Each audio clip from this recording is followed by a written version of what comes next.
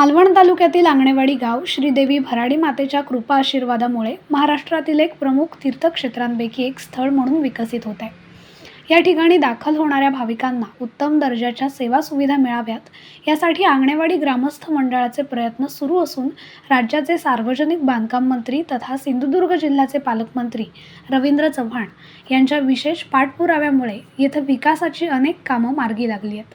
या ठिकाणी मोठ्या संख्येने दाखल होणाऱ्या भाविकांसाठी प्रसाधनगृहाची आवश्यकता विचारात घेऊन पालकमंत्री रवींद्र चव्हाण यांनी या ठिकाणी तब्बल 2 कोटी रुपये खर्चून सुसज्ज सुलभ शौचालय उभं केलं आहे। सार्वजनिक बांधकाम विभागाचे कणकवली येथील कार्यकारी अभियंता अजय कुमार सर्वगोड यांच्या नियोजनाखाली या ठिकाणी सुलभ प्रसाधनगृहाची हाय क्लास इमारत उभी राहिली असून या ठिकाणी भाविकांना सर्वतोपरी सेवा उपलब्ध करून देण्याचा प्रयत्न करण्यात आला आहे। ठेकेदार संतोष कदम यांनी अत्यंत कमी वेळेत ही देखणी वास्तू उभी केली आहे। आंगणेवाडीमध्ये दाखल होणाऱ्या भाविकांना सर्वतोपरी सेवा देण्याचा प्रयत्न राज्य शासनाच्या माध्यमातून करण्यात आला आहे। याचाच एक भाग म्हणून येथील ग्रामस्थांच्या मागणीनुसार येथे सुसज्ज सुलभ प्रसाधनगृह बांधण्यात आले आहे। पर्यटन स्थळ विकासासाठी मूलभूत सुविधा अंतर्गत हे प्रसाधनगृह बांधण्यात आले आहे। प्रसाधनगृहाबरोबरच रेनवॉटर हार्वेस्टिंग, पाणी पुरवठा आणि जलनिस्सारण आदी कामंही मार्गी लावण्यात आली आहेत। या प्रसाधनगृहांमध्ये 13 European water closet, 16 Indian water closet, 8 स्नानगृह, 2 locker खोली, 4 अपंग शौचालय, 4 चेंजिंग खोली, 1 हिरकणी कक्ष, 16 वॉश बेसिन, 14 युरिनल्स आदी सुविधा उपलब्ध करून देण्यात आल्यात। मेसर सिद्धी असोसिएट्स यांनी मुदतीपूर्वीच हे काम अत्यंत दर्जेदार पद्धतीने पूर्ण केलं आहे। सार्वजनिक बांधकाम विभागाचे कार्यकारी अभियंता अजय कुमार सर्वगोड यांच्या मार्गदर्शनाखाली ही वास्तू उभी राहिली आहे। या इमारतीच्या कामाची त्यांनी सविस्तर माहिती दिली आहे, पाहूया। गेल्या वर्षी फेब्रुवारी महिन्यामध्ये आंगणेवाडीची यात्रा होती। या आंगणेवाडीच्या यात्रेच्या अनुषंगाने आंगणेवाडीला जोडणारे जवळपास 83 किलोमीटर लांबीचे रस्ते सुस्थितीत एका महिन्यामध्ये सार्वजनिक बांधकाम विभागामार्फत करण्यात आले होते।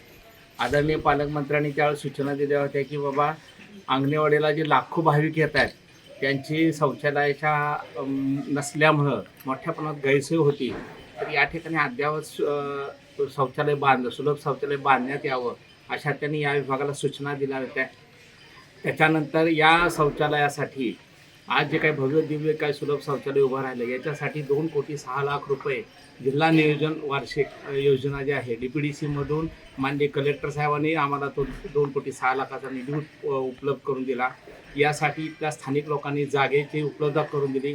त्याच्यामध्ये अजून एक मी धन्यवाद देईन म्हणजे सिंधुदुर्ग जिल्हा परिषदेचे जे CO आहेत नायर साहेब यांनी या ठिकाणची त्यांचे जे काही मूळ शौचालय होतं आणि ती जागा ती सुद्धा या कामासाठी त्यांनी दिलेली आहे। जे जुनं शौचालय ती तोडण्यासाठी परवानगी दिलेली आहे। आज हे सुसज्ज आणि जे सुलभ आणि उत्कृष्ट जे शौचालय उभं राहिलेलं आहे त्याचा श्रेय कलेक्टर साहेब, पालकमंत्री, CO साहेब, स्थानिक आमदार आणि सर्व पदाधिकाऱ्यांना आहे आणि त्याचबरोबर बांधकाम खात्याने यासाठी अपार परिश्रम घेतलेले। यासाठी जे काही कंत्राटदार जे नेमणूक केले होते, ज्यांची नेमणूक केली होती ते संतोष कदम यांनी पण आमच्याशी संपर्क साधून वेळोवेळी आमचं खात्याचं मार्गदर्शन घेऊन अत्यंत कमी वेळामध्ये उत्कृष्ट काम या ठिकाणी केलेलं आहे। या शौचालयाचा फायदा निश्चितपणाने भाविकांना आणि आंगणेवाडीला नजीकच्या काळात होईल असं मला वाटतं। कोणत्याही कामासाठी निधीची गरज देखील महत्त्वाची आहे।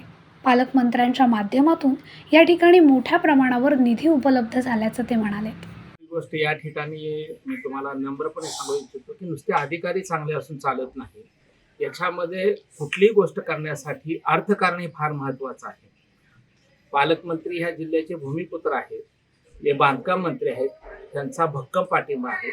ज्या काही योजना आम्ही सादर करतो त्यांच्याकडे किंवा त्यांच्या ज्या काही अटॅचमेंटच्या काही योजना आहेत जसं की रेल्वे स्टेशन असेल, राजकोट किल्ला असेल किंवा मालवण तालुक्यातले काही महत्त्वाचे रस्ते असतील किंवा जिल्ह्यातले काही महत्त्वाचे रस्ते ह्याच्यासाठी ते भरघोस निधी उपलब्ध करून देतात। त्याच्यामध्ये कुठल्याही प्रकारचा भेदभाव न करता हा कुठला मतदारसंघ हाचा न करता ते भरघोस निधी उपलब्ध करतात। आर्थिक मोठं पाठबळ पालकमंत्र्यांच्या रूपाने आणि जिल्ह्यातले आपले केंद्रीय मंत्री सगळे जे काही पदाधिकारी स्थानिक आमदार यांच्या रूपाने प्राप्त होते, म्हणून हे आपण काम करू शकलो।